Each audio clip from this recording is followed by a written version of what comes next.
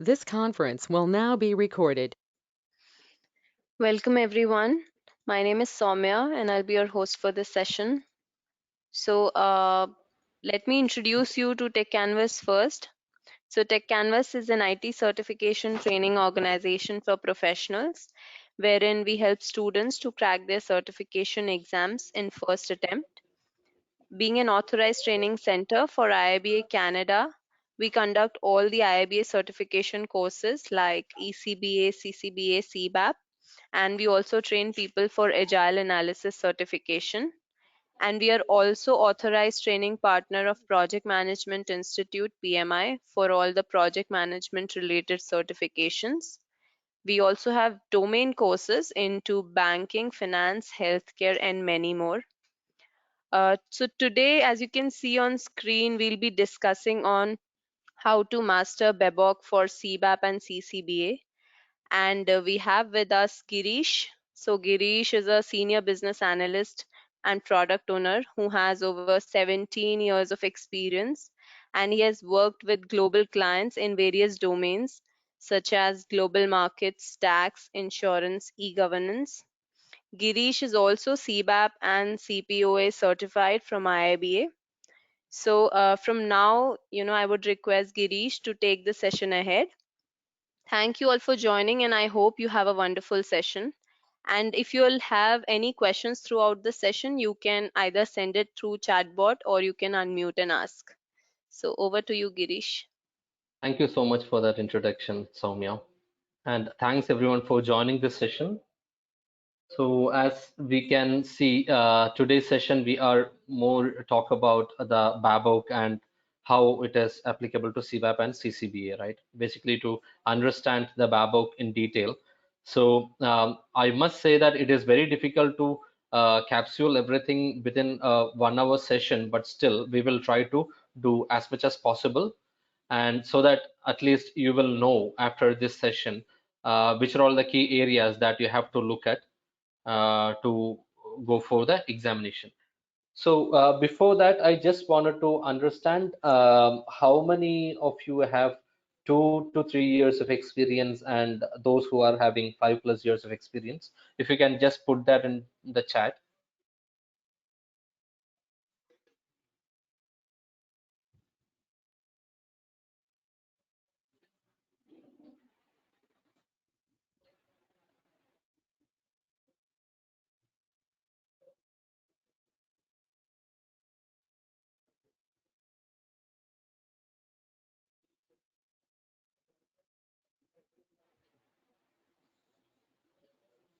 Let's wait for another 10 seconds.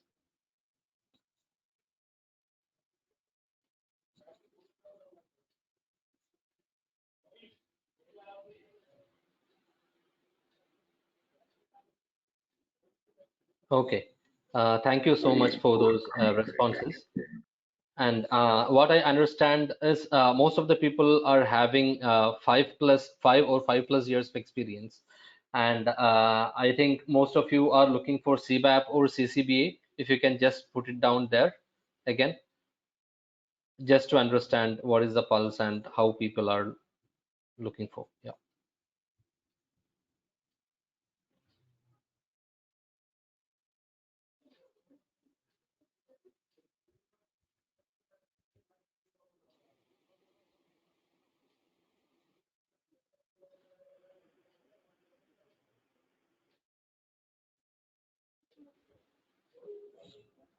Okay. Okay. Thank you so much for the responses. So I think most of the people, again, those who are more than 5+ years of experience might be looking for the Certified Business Analysis Professional certification. So we will look at some of the aspects of both the examination and what all the basic requirements for that first. Then we will go to the BABOK directly. Okay. So let me go to the next slide. This is just a CBAP and CCBA overview, so that most of the people who have gone through the BABOK might be understanding what exactly the criteria for applying for the CBAP or CCBA. But I just want to reiterate so that everyone is on the same page. And if you have any questions on that, you can even ask at the end of the session. So to start with, the basic level of certification which is provided by IIBA is the ECBA certification, which is the entry level certificate for any business analyst who is about to start the BA career, so that they will understand and develop the required skills and will gain the understanding of the BA job. And those who are having 3+ years of experience, or 2 to 3 years of experience, I would say, can go with the CCBA certification. So which will help you to understand the knowledge areas, how it is being discussed in BABOK. You can relate them to the guide itself and with your real work life, I would say. And the last one is the certified business analysis professional, where 5+ years of experience people can apply for. And when I slide to the next one, it is the eligibility criteria. As you can see, the basic requirement for CBAP is 7,500 of hours within the last 10 years. But it is for CCBA, it is lesser than 7,500, which is 3,750 hours. But it is for the last 7 years. You should have done all this experience. So what you mean by experience? It is not that any experience will be counted towards the CBAP or CCBA certification requirements, but at least you should be completing 900+ hours of experience out of 4 out of 6 core knowledge areas, which is being discussed in CBAP. That is the requirement for CBAP. And for CCBA, it is at least 2 out of the 6 knowledge areas, or 500+ hours in 4 of the 6 knowledge areas. That is the requirement for CCBA. And for both CCBA and CBAP, it is the 35 hours of experience or the PDU, Professional Development Unit, you should have completed in the last 4 years to get eligibility for applying for the certifications, both of them, in fact. So I hope you might be knowing how to gain this professional development units. So this is where the EEPs like Tech Canvas can pitch in and help you guys, so that you will be understanding and covering all the knowledge areas and the BABOK completely to make you thorough with all the concepts. And the education part I'm not touching up, because this is the bare minimum standard any certification is looking for. And also for CBAP and CCBA, you should have at least 2 references of authorization of your BA experience. So the references can be either your manager in your organization, or who can endorse you that you are doing at least 4 out of 6 core knowledge areas for those CBAP aspirants, so that it will qualify you. Or also you can ask any of the CBAP certified people who can refer you, who have an understanding of what you are doing on your daily job. So because the CBAP people can certify, but at the same time, the risk with that is, if that person is outside the organization who doesn't know what you are doing, then it would be difficult for him to assess what you are doing, right? So it would be ideal to get the references as your managers, so that they know and they know what you are doing on a daily day-to-day life, right? And what are the BA tasks that you are doing. So moving to the next slide. So this is where we are going to cover the structure of the BABOK, so that you will be able to understand clearly what all the different concepts that are being discussed as part of BABOK. And I will also ask some questions if I have to, so that you can also respond and make this session more interactive. So to start with, how many of you have already gone through the BABOK? I mean the Babok guide, which you can download from the IABA site. I hope you might have already gone through the IABA site at least once, and you might have downloaded some of the materials from there, right? So let's wait for another 10 seconds.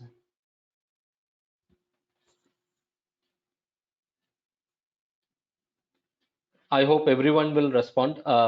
So Soumya, can you please make sure that how many response we are getting at least?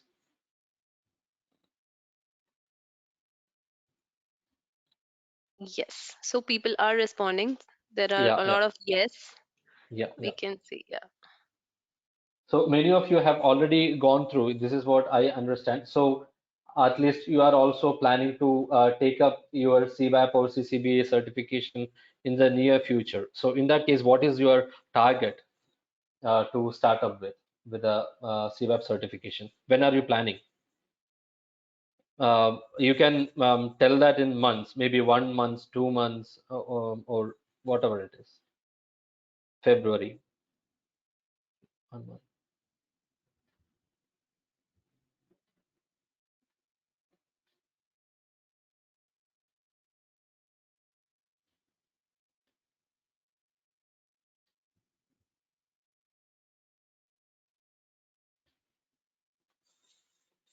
Okay. So I think majority of the people are looking for 3 months target. That is a very good time to appear. So I'm not saying that people who have put 1 month will have lesser time.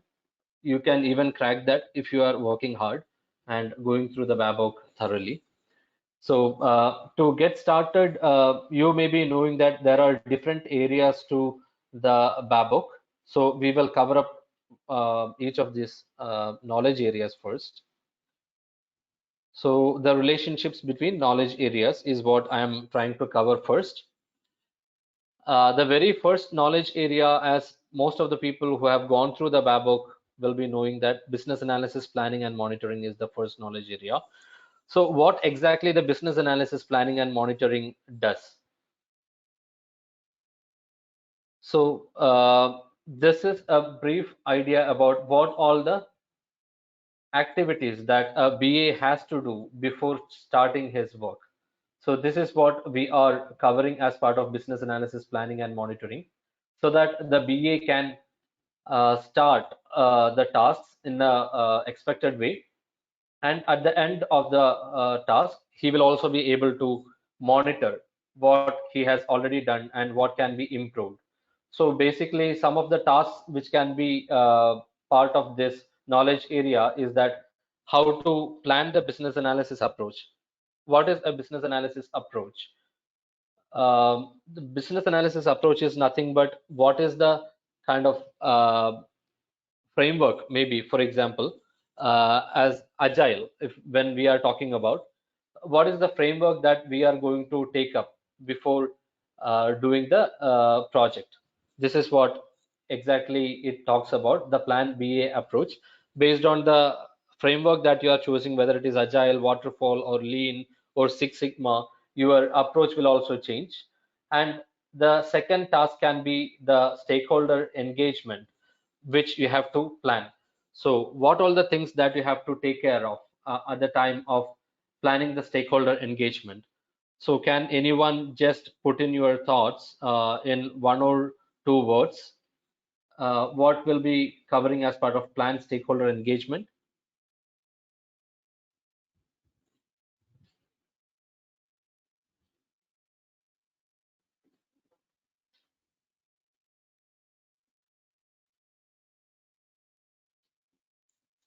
Correct. Identify stakeholders, the communication plan. And basically what we are trying to do is who is responsible and who is accountable for some work, right? The RASI metrics is one of the tools that I can highlight here. So yeah, exactly. So these are all some of the areas that we are covering as part of the stakeholder engagement. And also we are trying to understand the influence level of each of the stakeholders, right? Especially from the business point of view. So how they are approachable, who are a riskier stakeholder, so that if an SME, for example, is very rude and he will not be able to, or he or she will not be able to provide the required information, the business analysis work will be difficult, because you have to first get the confidence of that particular stakeholder, right? And you have to understand the way that particular tough stakeholder is working. So that is also identifying the influence of that particular stakeholder is important. So all these things are covered as part of the stakeholder engagement. And how to plan the business analysis work, and how the information or whatever materials that you are creating as part of the business analysis activities, how you should be storing, whether you are creating it as a business requirement document in the old waterfall methodology, or are you creating them as user stories under the epics and features in that hierarchy. So, and what is the kind of the tool that you are going to use for the backlog management? For example, if it is Jira or DevOps or TFS, whatever you say. So all these things you have to understand upfront, to understand what all the things that you are going to get from the project team, right? Before starting your work. And finally, you have to also understand what all the performance measurements that you have to put on the BA activities, so that any kind of deviations from the expectations can be identified at the end of the business analysis work, and you can improvise that at the next stage. So these are all the key activities that, or tasks, I would say. It's always important to understand each of these terminologies in the BABOK. So all these tasks are important to understand when you start with the BA planning and monitoring. Under each of the tasks, also there are a different structure. So I can go through them in the upcoming slide. So to go to the next one, it is the elicitation and collaboration. That is the next knowledge area that we are going to cover. So what is an elicitation? Can someone put in the chat, and what is your understanding about that?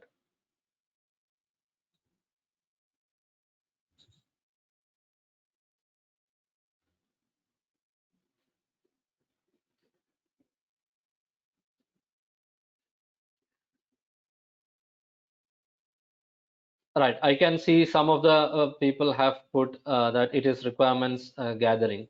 So I would say it is before the requirements, exactly the elicitation of the requirements. Even before the requirements gathering, we should have the basic high level view of what all the requirements. So this is what we are planning to do as part of this elicitation and collaboration knowledge area. And to start with, what we have to do is to prepare for the elicitation, right? What is the preparation of elicitation? This is nothing but to make sure that the required communication channel is already been communicated to the relevant stakeholders. We have identified the stakeholders themselves and what all their time zones if they are outside the country. So all these things we should understand, and we have to prepare and communicate appropriately. Else we will not be ready for conducting the elicitation part, right? So this is what the prepare for elicitation. And the next stage will be the conducting of elicitation. The conducting of elicitation is to understand at a high level what exactly the business needs for the different stakeholders. So this can be through Teams, for example. That can be one medium. You can schedule a meeting with the required stakeholder or number of stakeholders to understand them. You can include the relevant stakeholders like project managers, the SMEs from the other end, any kind of interface people. Or if data analytics is involved and servicing layer is involved, you can include them for the technical understanding. So all these things can be included as part of the conduct elicitation. You will be basically extracting what exactly the business requires, And once the initial documentation is or user stories are done, then we have to confirm them, right? Otherwise, there can be miscommunication among all the stakeholders. So it is very important to confirm each of the elicitation results and also to communicate the business analysis information to other required stakeholders so that they will be able to help you the estimation and all. Though the estimation and all those things are coming as a separate knowledge area, this is the main purpose of communicating the business analysis information to other stakeholders. And finally, we have to be able to manage the stakeholder collaboration as well, right?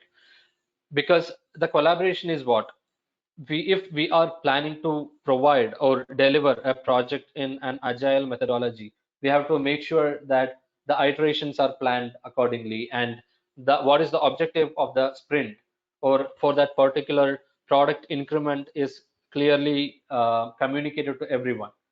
So all these are falling under the managed stakeholder collaboration so that we will be able to make sure that all the stakeholders are involved in all the activities of elicitation. And we can go to the next step, which can be the requirements lifecycle management.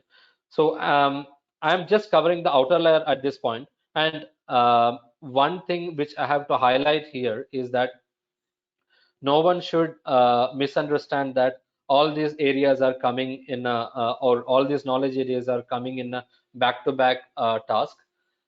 So it can come anytime. It can, it can start anytime. It can end anytime. So there is no hard and fast rule that just after business analysis it will be the elicitation, and after that it will be requirements lifecycle management. So it can be maybe at the point of delivering a product. Only after that we will come to know that there are some kind of changes that are required. So we have to start over again, right? Then we have to start with the business analysis, planning, and monitoring once again. So this is where I'm telling once again that these are all in a sequential order. This can come or start anywhere and end anywhere. So don't just by heart what exactly you understand about this knowledge areas. There are no frequent or sequence to the knowledge areas. So the requirements analysis and requirements lifecycle management, the outer layer. If we talk about that, it briefly talks about how to maintain and design the information, which is through the life cycle, right from when we start a project, that is from the inception until a solution is coming to the retirement stage. And we also have to make sure that we are establishing meaningful relationships between all the requirements and designs. For example, what do you mean by establishing the meaningful relationships between the related requirements? It is nothing but making a traceability between all the requirements that we have gathered together so that there will be a continuity between all the requirements that we have gathered so that it can be easily understood. And also we should be able to assess, analyze, and we should also be able to reach to a consensus across all the stakeholders so that what all the changes that are required to be done on a requirement or design at a later point we will be able to understand. So this is basically we are covering as a requirements lifecycle management, and we have to start this task with some of the tasks like trace requirements. Trace requirements is nothing but it is a continuation of the elicitation itself, right? We have got the high level requirements. Now that we have to identify what exactly the minute details of the requirements, and then we have to maintain them, whether it is through the DevOps or Jira, whichever tool. And we also have to make sure that this has been prioritized. So what is the use of prioritization here? Can someone just put in the chat? What exactly is prioritization of requirements?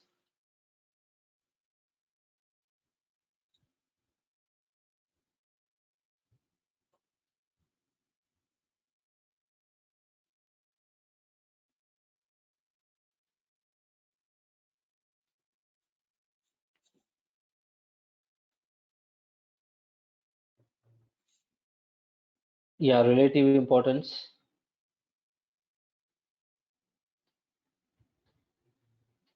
Correct. This is the value is the correct word to be used here. So what is the value that we are planning to deliver to the end users or the business at the end of each iteration if we are working in an agile way? So that, yeah, minimum viable product. So to start with, on each of the iteration, we should have a specific task for the, we might be telling at the beginning of the product increment that we will have an MVP, which will be done during the next 5 iterations. So normally there will be 5 iterations that will come under a product increment if you are going in an agile way. So under each of the iterations, what is the objective? You will also have a PI objective, so which you will be deciding at the time of PI planning. And then at the end of each iteration, how it will help you to reach at the end of the sprint, how it will help you and give the value to the end customer. So this is what we are discussing as part of the uh, prioritization. So this is where the prioritization is also coming into picture. And also we have to assess the requirement changes that is coming all the way, maybe after the product increment and through the second or third sprint, we will understand that there are some kind of changes to the original requirements, or based on the market standards, the business needs a different product altogether. It can be minor or major. So we have to take a call based on the consensus of all the stakeholders how to take up that change, right? So for that, we have to assess the requirements changes, whether it is medium change or large change, how it is going to affect. So this is what is discussed as part of assess requirements changes. Then finally, we will also approve the requirements that we have gathered, so that everyone understand that, oh, yeah, this is the requirement that we are planning to implement for the particular PI, or the MVP that we are going to deliver at the end of the PI. So this is the requirements lifecycle management. Let's go to the inner layer where we will start with the strategy analysis itself. The strategy analysis is nothing but how the BA work that must be done to collaborate with the all the stakeholders, so that we will be able to identify what is the strategic or tactical importance for each of these requirements. So when we start a project, we will be having some high level idea about what exactly is the business objective of that particular change or for that particular solution, right? So this is where the business need, and all these business needs are coming. A vision will be driving for that particular project. There will be a vision which will be driving, right? So this is where you have to make sure that the strategy analysis is done, so that from the strategic or top level management, what exactly they are trying to achieve, whether it is the market capitalization, or are we trying to uh, uh, get accustomed to the regulatory requirements of the regulator, or are we trying to start up a new innovation as part of our project. So we have to identify the vision first from the strategic or tactical point of view. So this is where the strategy analysis comes into picture. And this will also be aligning with the higher level and lower level strategies. So you can say that the strategies will never be high level every time. So there can be even lower level strategies that is coming up from the market, right? The marketing team will be identifying that some specific points which the particular product has to improve. So they may recommend it to the top management, and based on that, we can make changes to the solution. So some of the tasks which are part of the strategy analysis is to analyze the current state, what exactly that we are doing, what all the current capabilities that the system is offering to the stakeholders, not only the internal stakeholders, but also to the outside stakeholders. And also we have to understand what is that we are going to achieve in the future state. That is what all the changes that we are going to make. So basically, we will call sometime it as a gap analysis, right? So defining the future state is very important so that we understand our current capabilities and where we are going in future. So that is very important to articulate. Otherwise, there is no clear goal for setting up to the team, right? So the future state is very important, and assessing the risks of achieving that future state, whether it is spending more time or more money is required for the same, or are there any technical challenges? Do we have enough resources? If we are putting that particular idea into place for future state, whether it is going to give us the business revenue, how much amount we are spending, whether it is going to give us back that much of a revenue back. So we have to assess all these risks. So that is where the assess risks comes into picture. Then the define change strategy, how to handle the changes. So these things are some of the tasks which are covered as part of the strategy analysis. So when moving to the next one, requirements analysis and design definition, you can understand that this is almost directly related to the elicitation. So the requirements analysis and design definition, we will be getting all the outputs of elicitation which will come into the requirements analysis and design definition, and we will take them as inputs here. So this has a direct connection with the elicitation results itself. And what we are trying to do here is to specify and model the requirements. So this is where we are creating the epics, the features, how to split them up, and also how to create the user stories, what all the design documents that we need. So, and any kind of wireframes that are required, any flowcharts or any related models has to be created. So all these things are coming as part of the requirements analysis and design and as part of the specify and model requirements. Once we understand and communicate or jot down whatever the requirements, then we have to verify the requirements. So whom should we verify these requirements? This will be with all the stakeholders, not only with the business. We have to also discuss it with the other stakeholders like technical team or project management. So why we are sharing with all the stakeholders? Why? Because every stakeholder has to play a role there. From the development point of view, they will be able to tell any technical constraints, and also from the project management perspective, they can say whether it is achievable over a period of time based on the project plan. So all these things comes into verify requirements, and also we need to validate those requirements. So validation is to make sure that everyone is having a consensus on the requirements.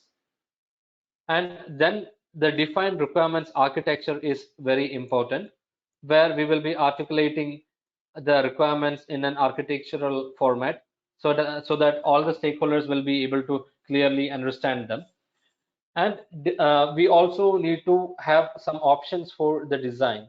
So we need to have what all the design that we are going to take it as part of this change or as a new development.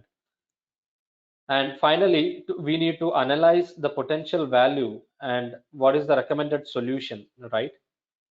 So what is the value that it is finally going to give it to the business? That is very important. And also, we will be able to recommend any solutions.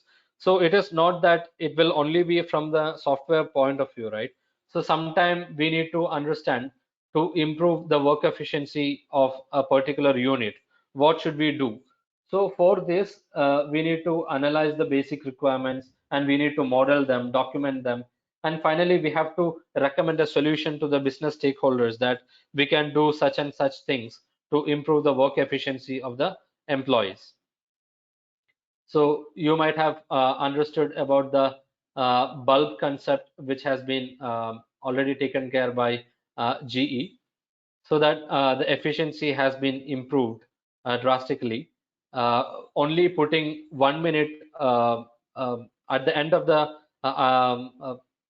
work schedule, they have just increased their work life with 1 minute, so that it has given a lot of improvement in their outputs.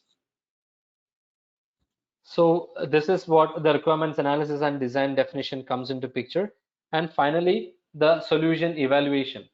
The solution evaluation is nothing but we should be able to मुंह में लेके understand. होगा. Sorry, someone has any questions?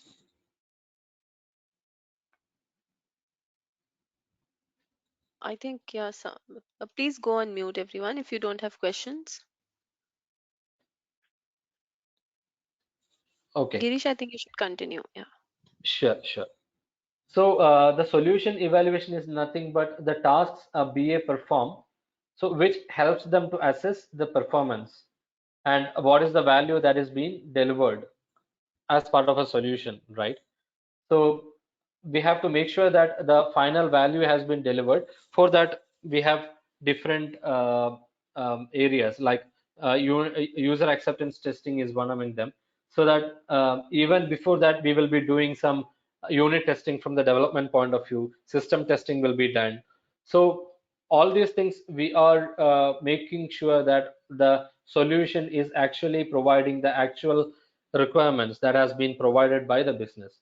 We are making sure that these values are delivered to the end business users. So by delivering that particular portion or solution, the business is able to make even a little progress. That is definitely an achievement. So this is what at least a minimum viable product has to be delivered at the end of each iteration, we can say, or whatever the planned duration that is. So that is the solution evaluation. And we should be also be able to, the business analyst should also be able to recommend any kind of barriers or constraints that is preventing them to realize that particular value which has been given to the end customer. So as part of that, we have to measure the solution performance, how it performs in as a system. It can be through unit testing, system testing, or through user acceptance testing, and analyze the performance measures and assess the solution limitations. So I'm moving a bit faster now because we have some more things to cover. So that is why. The assess solution limitations is an important thing, so that anything which is having a constraint for the implementation of that particular solution will be addressed as part of that. And also we need to assess the enterprise limitations, whether all the stakeholders or the end users are ready to accept that particular change. That is very important. That is where we are assessing the enterprise limitations, whether the enterprise culture is moving according to that. So in fact, this will also comes into picture. The traceability requirement is one among them. Before moving from the existing system to the newer version, we need to understand the pulse of the end users, right? So some of the people or stakeholders will not be ready to accept that change. So I have faced that in my professional career, that many stakeholders who are especially a bit aged, 40 plus, 45 plus or 50 plus, they are reluctant to change. That will happen to an existing environment because it will be very difficult for them to digest those change and learn a new platform. So they will resist to that change. So we have to take care of all these issues at the time of assessing the enterprise limitations, so that everyone is having a consensus to achieve that particular change. And the traceability requirements we are using to make sure that it can be shifted to the system for a temporary period, then we will make that as a live atmosphere. So this is where the traceability requirements are coming into picture. And we also need to recommend actions so that we can increase the solution value. So that is what we are completing as part of the knowledge areas. And we can also go to the next slide to understand the tasks. There are 30 tasks which are covered as part of all these 6 knowledge areas. So as I have briefly covered all the tasks now, I don't have to go through them one by one again. So instead, what we can do is how they are kind of structured, the tasks in the Babok. We will go to that. The tasks are structured in different way. To start with, the purpose, what exactly each of the tasks actually does for that particular knowledge area is what it is covered as part of that, and a brief description about what exactly that task is. Then all other things, the inputs or outputs, the elements, guidelines, so the techniques, stakeholders, everything is important. But we have to understand the knowledge area as the very first thing, and then we have to understand each of the tasks so that it will be easier for us to understand the Babok clearly. And the structure, as I have mentioned in the previous slide, the purpose, description, inputs, though, so that kind of understanding we should have. And what exactly the inputs? So the inputs is nothing but anything which is coming out as an output from the point of view of a knowledge area. For example, the information that is required to perform a task is input. As I have mentioned earlier, the elicitation output can be an input to the requirements analysis, right? So prepare for elicitation, where a room is booked by a business analyst to interact with a stakeholder or a group of stakeholders, as an example. If the room is available and got an approval to use the room, then it can be an output for the next task, which is the conduct elicitation. So this is a simple example of what exactly an input and output. And what is the element?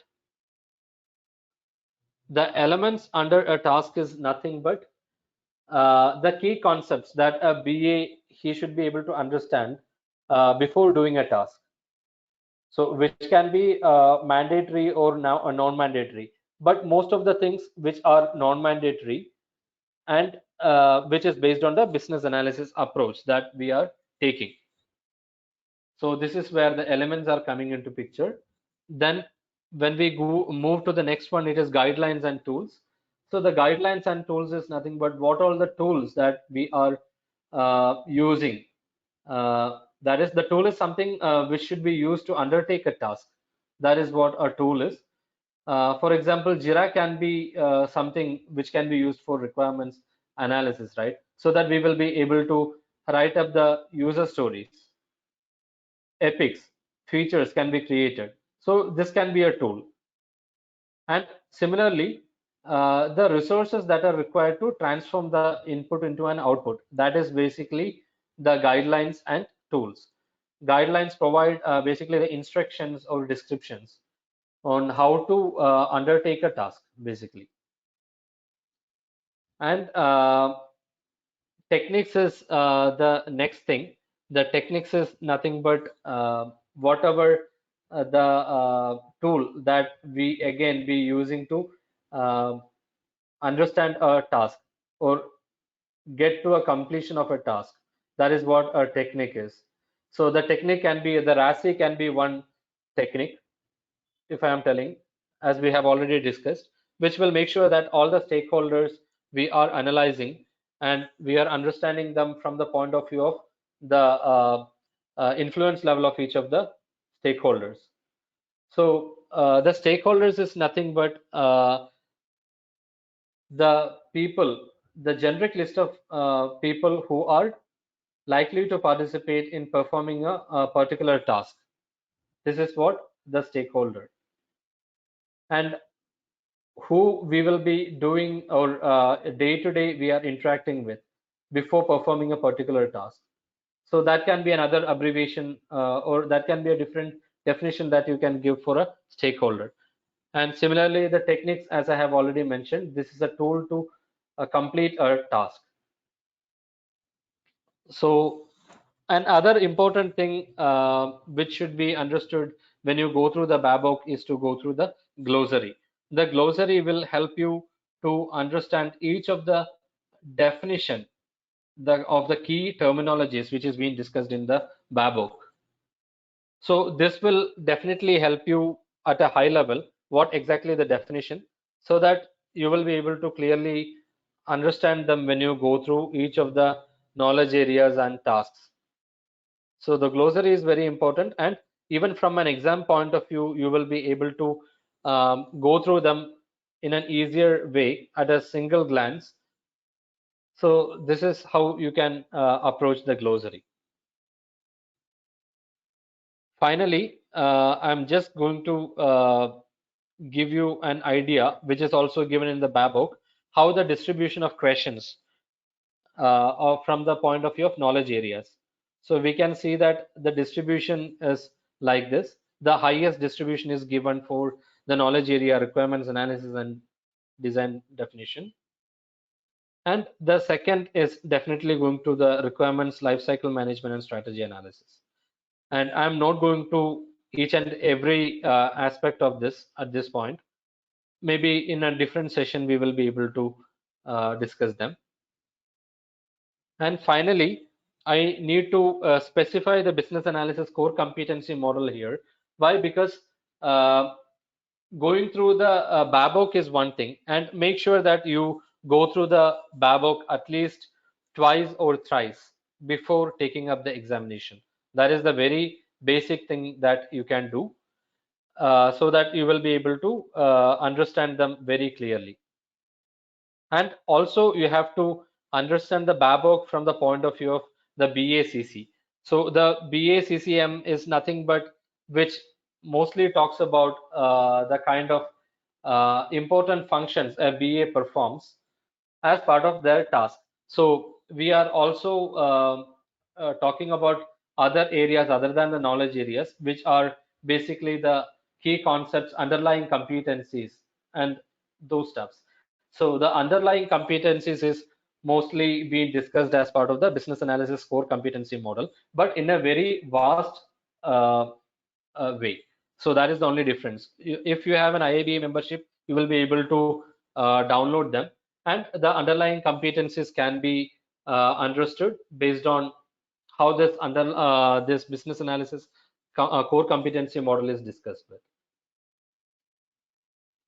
So this is basically discussing about the soft skills of a BA that he should have for performing each of the knowledge areas. So which can be the behavioral characteristics as it is given in the internal circle of this diagram, and how each of these specific soft skills are helping with the techniques. So there can be some techniques which can be used for improving all these specific soft skills. And finally, the proficiency levels of BACCM is given in a different way, so that we will be able to understand the one. I'm starting from one, which is the general awareness, which mostly talks about a BA who has a basic or fundamental awareness, who is just starting off his BA career, will be scaled as one, and the practical knowledge who has at least zero point 0.6 years to 1 year of experience, who will have some practical knowledge about the BA activities, who will fall under the practical knowledge category. So why and I'm not going through each of these proficiency levels here. Why? Because uh, understanding each of them will help you to understand the knowledge area, because under each of the knowledge areas they will also be referring to the BACCM guides.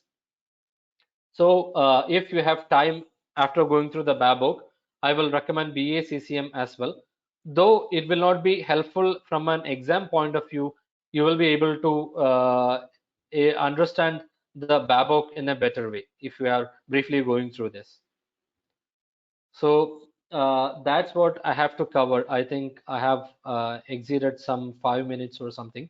So if you have any specific questions, you can uh, put it in the chat, or you can ask it.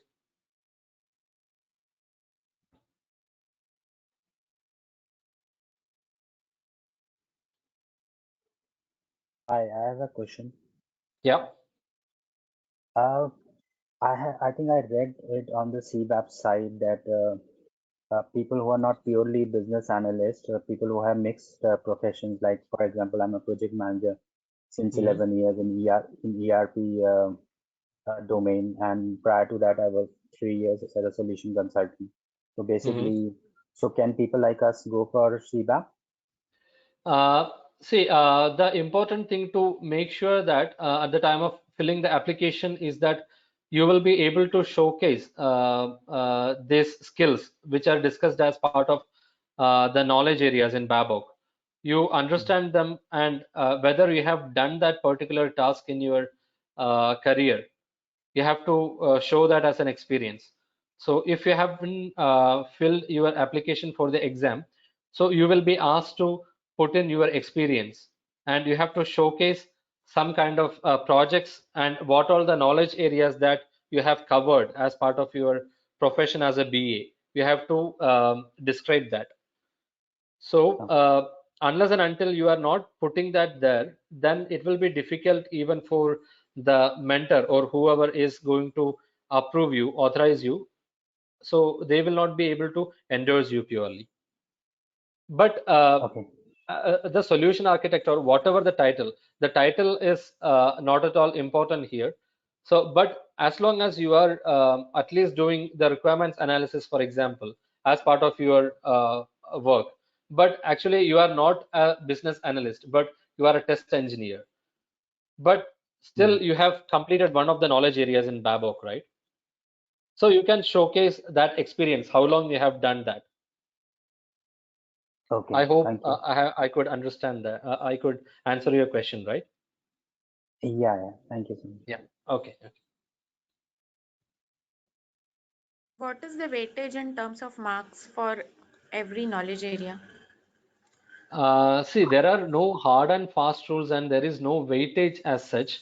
But there are some kind of high level uh, weightage which is given by some of the agencies, but we are not sure how trustworthy they are. For example, some of the people are telling most of the questions are coming from requirements analysis part, right? Even the Babok is telling based on the exam they have conducted so far. But there can be examinations which will have less questions from requirements analysis. But on an aggregate, most of the questions will be requirements analysis knowledge area. That is what they are telling. So I would suggest that uh, the general or BA planning and monitoring perspective, you can expect at least 19 or 20 percentage of questions. But this is not may not be right every time. Okay. So make sure that you are going through them.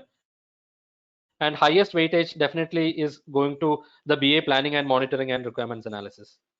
But no one can tell you this many questions will be coming from a particular knowledge area, because they will change the pattern every time.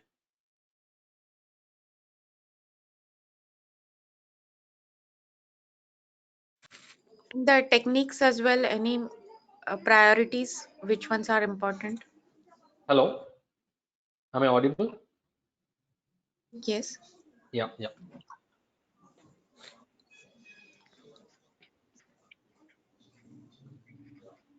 Yeah, I was just asking, in the list of techniques they have given, are Hmm. there any techniques which are more important than the others?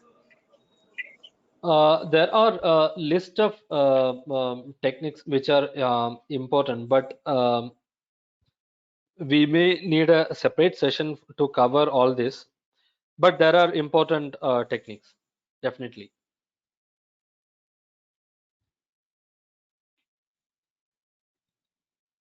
Okay, okay, thanks. Yeah, Hello. yeah. Can you please explain what are the PDs? I read somewhere that PDs required for CCBA is 21 and for CBAP is 35. So what is the difference between these two and how can we earn that? The PDUs you can earn, as I have mentioned earlier, through any of the attending any of the courses done by any endorsed education provider like Tech Canvas, or so that way you will be getting a 35 PDU, professional development units, and for CBAP it is 35, and even I understand for CCBA as well it is a 35, if I'm not wrong. For ECBA maybe it is 21.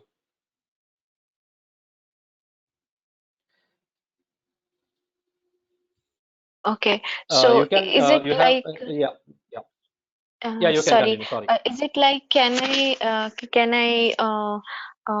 if I enroll with the Tech Canvas, for example, and if I earn the 35 units, is it like can apply for both the exams or only for one? Is it anything like that?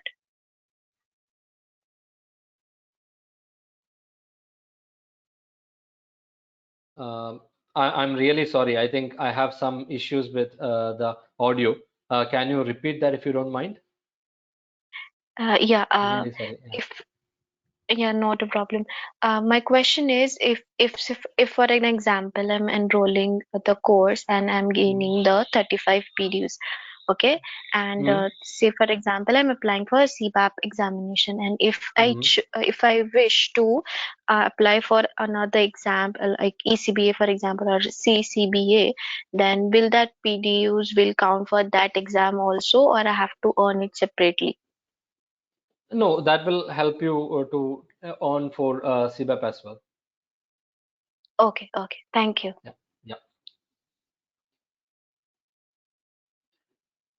yeah. Because as I have mentioned on the very first slide, I will quickly go to that.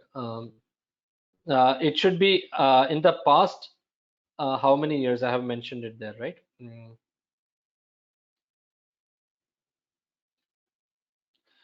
Basically, whatever PDUs you are earning in the past 4 years are eligible to get applied for the CBAP.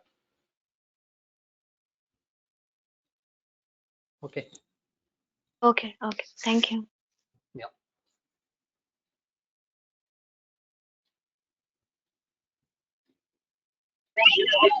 Hi, Jewish. Yeah. Thanks for your time. Yeah. I would like to ask, with respect to the assessments, I Mhm. understand candidates are assessed um, based on each of the knowledge areas. Can you please shed more light on that? Sorry, can you repeat that? I think some issue with the audio. Okay, so upon attempting the CBAP Hmm. certification, Yeah, I understand candidates they get their scores based on each of the knowledge areas. Can you correct. please explain? Okay, can you please explain that part? Yeah, this is where we are mentioning here. So based on what is the knowledge area distribution they have given, the questions are coming from that particular knowledge area, right? For example, for business analysis, planning and monitoring, the number of questions that you are being asked is only 14% of the total BABOK. And similarly for requirements analysis and design definition. So if there are 14 questions, for example, from business analysis, planning, and monitoring, and you are going to score only 12 out of 14, this will be high marks for you from that particular knowledge area point of view. But if you are scoring only 3 or 4 from that 14 questions, then you will score a less mark. But no one will be really able to tell you what exactly or how much exactly you have got from each of the knowledge area. Actually, they are dividing the number of questions with the right and wrong answers that you have provided during the examination. So this is how they are assessing that. I hope I'm able to answer your question, right? Yes, thank you, Jerish.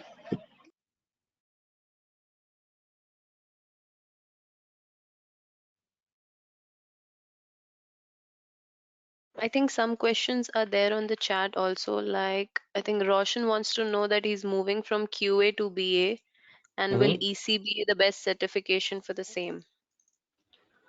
Yes, I think the testing people are also functional experts, right? Just like a business analyst.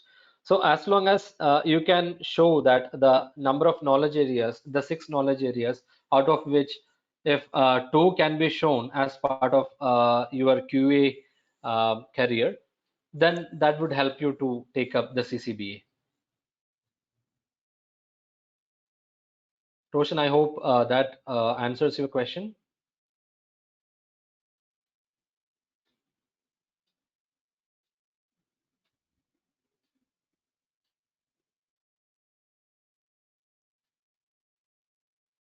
I'm not sure if he's there.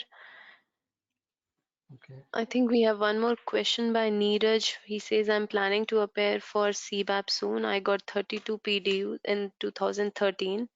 Do I need to again do the training to get the 35 PDU? So I'm I having think 9+years. Yeah. Neeraj may need to do it, yeah, because lesser than 4 years, if you have achieved the PDUs, only that will be valid. Okay, thank you. Yeah, Sapna wants to know from where can we get sample questions mock tests. I think Sapna, you can check out our website.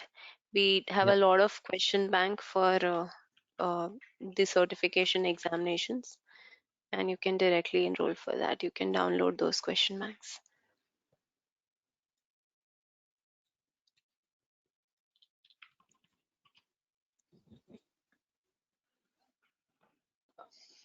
I think Prasanna wants someone to know had. about the batch details, I guess. I will be mailing you, all of you, the participants who are there on the webinar. I'll be mailing you the details. But as I have provided a contact number, and it is also mentioned here, the contact number, you can directly get in touch with Brijesh for batch, and he will guide you about everything, each and every detail.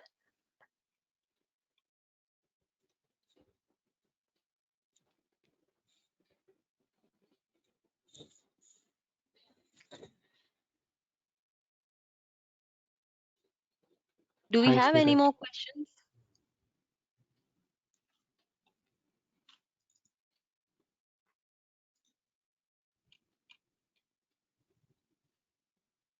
Okay, I think that was it. Girish, I think this was a very insightful session, and we are taking a lot of things back. Thank you so much, everyone, for joining. Thank you, Girish, for this session, Yeah, and I hope you all have a great day. Thank you all. yeah. Thanks, everyone. All the very, very best for your examinations.